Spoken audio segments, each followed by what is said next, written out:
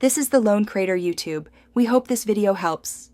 In this video, I will show you how to make delicious Luru soup. To begin, let's gather our essential ingredients.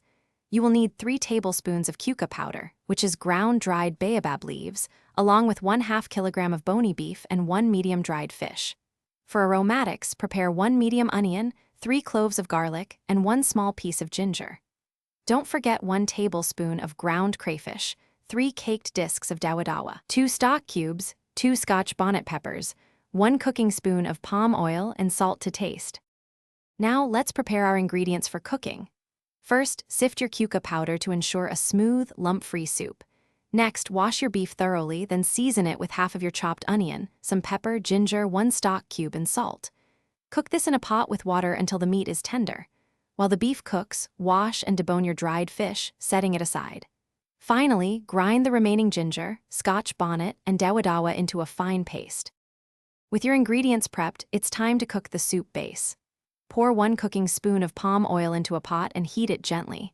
Add the remaining sliced onions and fry them until they are soft.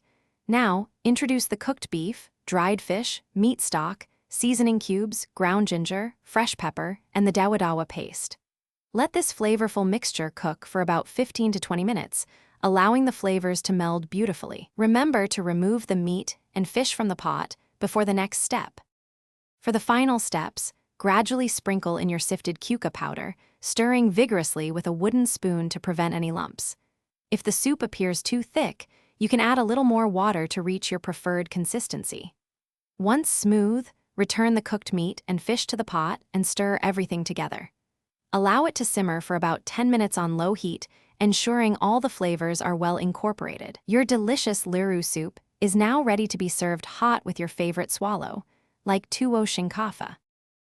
Thanks for watching. Consider subscribing if we helped you.